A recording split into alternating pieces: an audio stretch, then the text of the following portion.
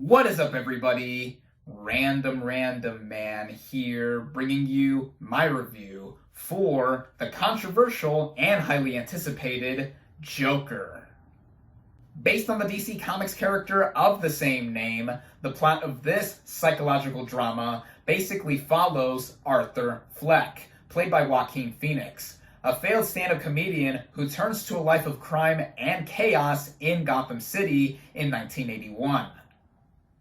Going into this movie, it was easily one of my most anticipated films of 2019, just from its very concept alone, of it being an original origin story for the titular character, and it being a standalone film separate from any pre-existing cinematic universe, in the wake of having a bunch of superhero/comic book films belonging to franchises that make boffo amounts of money. This is quite the change of pace and something I instantly welcome in having new voices and new stories being told. And this is a film from co-writer, producer, and director Todd Phillips. It's an interesting choice to have him at the helm of a project like this, given his past work is mostly comprised of comedies, such as Old School and The Hangover. But I also do like when filmmakers step out of their comfort zone and go into a different genre or style of filmmaking that is not necessarily their brand, which is why I got even more excited to see this film. And the cherry on top before this movie's initial release is that Joaquin Phoenix would be playing the Joker. He is one of my favorite actors working in Hollywood today, so I had a lot of faith in him going into this film too. And then, when this movie premiered at this year's Venice Film Festival back in late August, it eventually won the Golden Lion there. That is the festival's top prize, and I wouldn't have expected a movie like this to have competed with a bunch of other movies vying for prestige and to eventually come out on top. And then as of late, this movie has become more divisive than it has been during its initial premiere at Venice, the more and more I see reviews of it. But that didn't deter me at all from seeing what this final product would be like. And in talking about this film, let's start out with the cast and their performances. Joaquin Phoenix in the title role of Joker, as he would eventually be named, but in reality, he is Arthur Fleck. Now, there's been a lot of talk about his performance. Lots of rave reviews going in for his portrayal of this character. And I 100% agree. This is one of Phoenix's best performances I have seen from him. Now, this is a character who is clearly suffering from a lot internally. Mental illness is a big theme here, and he exudes a lot of what he has that he struggles with, such as an uncontrollable laugh that is made clear from the get-go is a part of his condition. And then also the life that he currently lives in this movie's setting, which of course is Gotham City.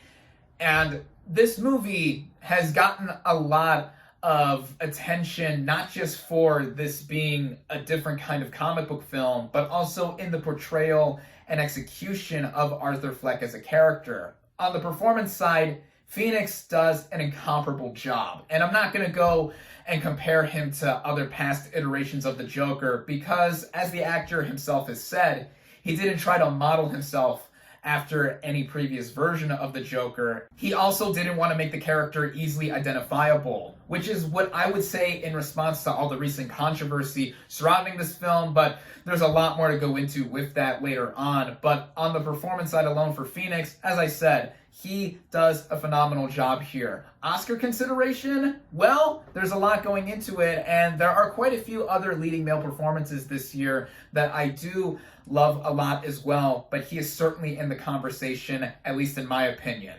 Also, as a side note, look at how much weight he lost for the role. Talk about a little over 50 pounds or so. This is saying something, as Phoenix is picky with his movie roles, so he went for it.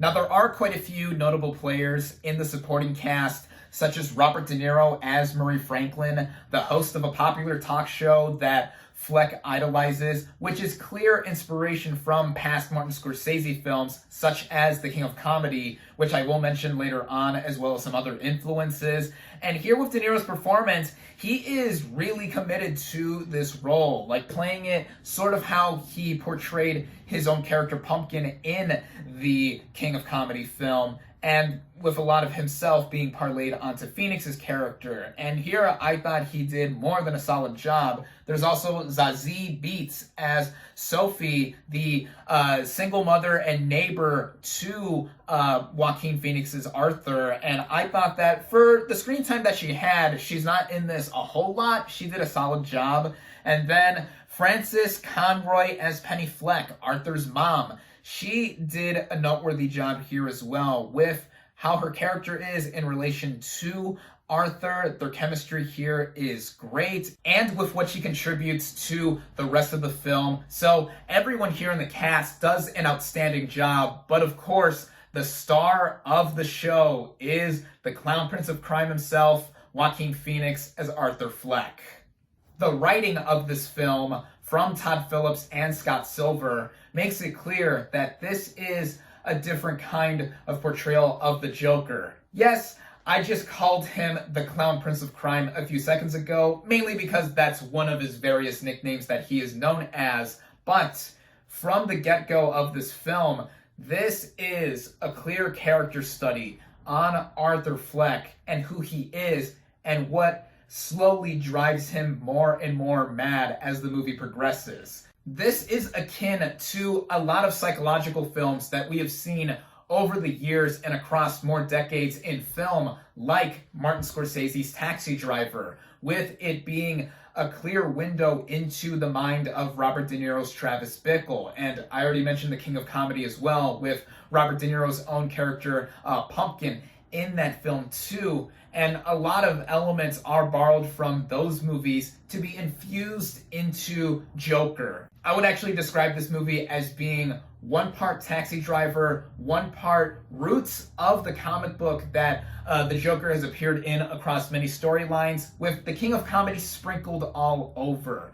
A lot of what is followed here is reminiscent of Taxi Driver, and that is very clear from some visual homages to that film. And I see all of that infused here. But at the core of this movie, in the way it is written, it is showing us how this character, leading the crappy life that he has, and then going on to eventually be someone that snaps. To me, this is a film that is not asking us to sympathize with Fleck as a character. On the contrary, it is giving us a clear point of view, a window, if you would, as a lot of movies tend to do with their imagery and themes in us watching a movie screen, in seeing how he develops into being the person that he ends up being at the end of the film. As I mentioned earlier as well, Phoenix himself did not want to make the character easily identifiable, both with his laugh and just the psychological portrayal of Joker. This goes into the way this movie melds together with our main character at the focal point and its setting. The structure of it makes it clear that it's a movie that is intended to look and feel like a film from a different era. The movie, again, takes place in 1981, though I would say that this movie stylistically is like a movie from the 1970s. I already mentioned Taxi Driver, which came out in 1976, and The King of Comedy came out just shortly after when this movie takes place. And the other big influence I would say this movie has derived from is Stanley Kubrick's A Clockwork Orange. And I might have gone into Joker a bit biased, given how A Clockwork Orange is one of my absolute favorite movies of all time. Like, top 3 favorite movies, period.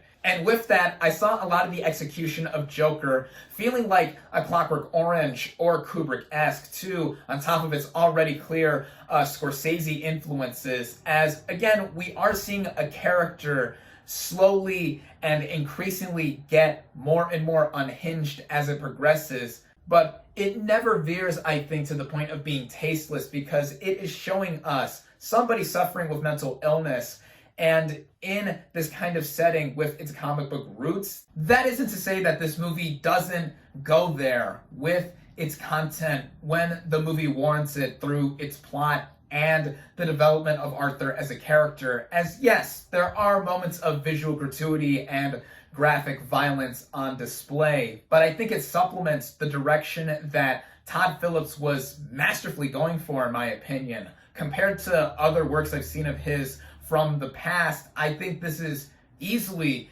his most focused film that he has directed, as he doesn't linger on for too long with what he wants to show. He gives us a lot of food for thought, and with the visual nature of this movie too, it's something that is so absorbing. And it's what has me going into praising the technical merits of this movie as well. The way this movie is shot, a lot of dark, grimy color palettes are used here. The way the movie moves, literally, with its cinematography and its camera work. I think it does so to a way where it's not too showy or not too subtle enough to where we are seeing something being shown, but it also shows that we are in the perspective of Arthur. On a production level, this technically being a period piece film, it does look like a movie that would come out of that era. As I mentioned earlier too, it does feel very 1970s-esque too, but either way, they're similar decades, so the way the cars, buildings, and other fashion choices that characters are exposing, yeah, it feels very much like a movie from its respective era. Also the score that has a lot of strings being used to not just a symphonic or orchestral level, but also in a way that is flowing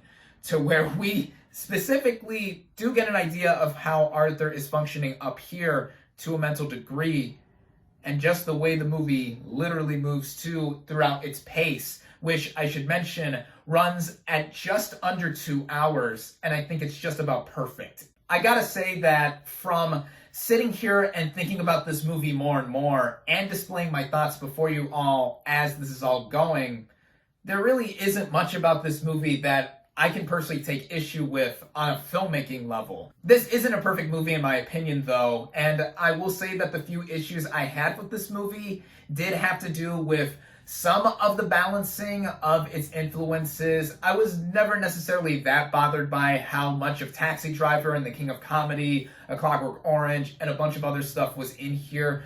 And I think that for some, it's going to be nice to see all of that put in. But I will say that sometimes it did make this movie go a specific way that I was expecting. But by the end, there was a bunch of stuff happening anyway that led me to think about other things while all of it was going on. And then there's also the way the Joker's comic book roots are implemented in this film, or anything related to Batman that is shown here. Not that I had that much of an issue with it either, but what it does specifically has to do with Thomas Wayne, played by Brett Cullen, and the way him and inevitably his son Bruce are used in the movie. By the time the movie wraps up and their arc is finished, so to speak, again, I'm not trying to give anything away, I'm not sure how necessary it was for it to be shown, or just the way it was used in it feeling earned and connected to all other aspects of this movie. So that was one part that did have me a bit hazy, and I know some comic book purists will vocally comment on in them either approving of it or not approving of it. For me, I wasn't looking for accuracy or faithfulness. I was more so concerned in the way it wrapped up and it just feeling like this specific storyline or subplot was done in a neat way. From that end, this does go into the controversy that this movie has been associated with recently, especially more and more as this movie's release date has been imminent. And the more reviews I have seen for this film, as I mentioned earlier, the more divisive, polarized, and overall mixed they are becoming, despite the huge praise that this movie has gotten in the festival circuit, starting out with Venice.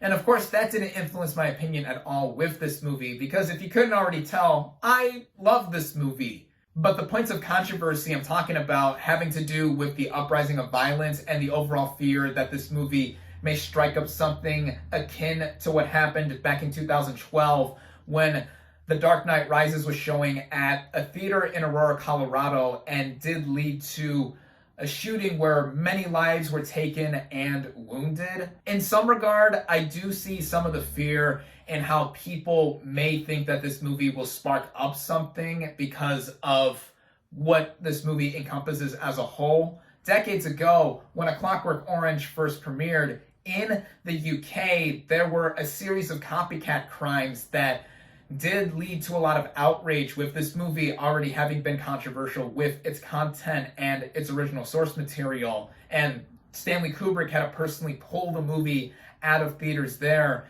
so that he wouldn't have anything else happen with a movie that he made for the sake of entertainment and further pondering.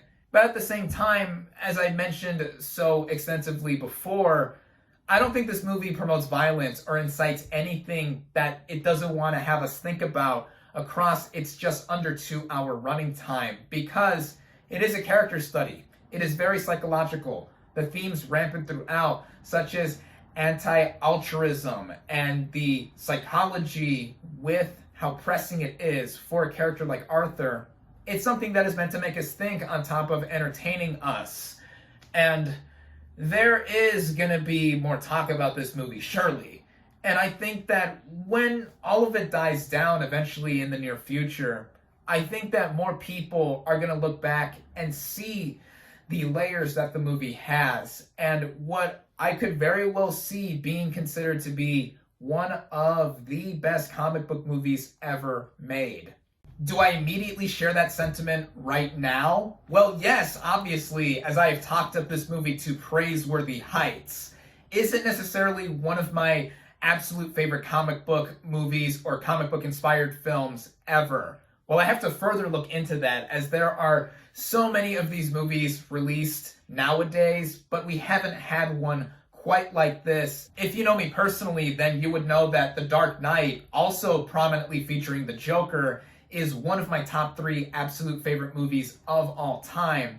And I think a lot of shades and influences from that movie, including one clear visual cue, are present in Joker, on top of all the other influences and homages that are pulled off here to a degree where it's something that I have to give more praise to the crew behind the camera as well, because I hope more of these kinds of comic book films are made. With me name dropping 2 of my absolute favorite movies ever in this review, Joker has a bunch of elements from those movies in spades that got me so engaged with it all the way until the end. And the way this movie ends, I'm just rambling on at this point. There's a lot I can talk about with this movie, but I don't want to give any spoilers here. I don't think everyone is going to share the same sentiment upon leaving the theater for this film, as there is a lot to talk about here amidst the controversy, but I think that does bring up a lot of great conversations that are surely to be had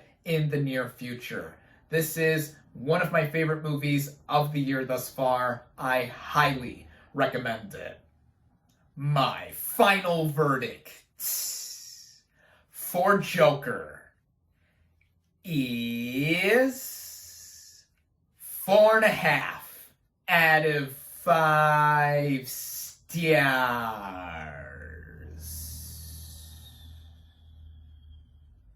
Thank you all, as always, for watching. Be sure to like this video, comment on what you thought of Joker. Social media links in the description. Subscribe to my channel for more, and I'll catch you on the next movie review.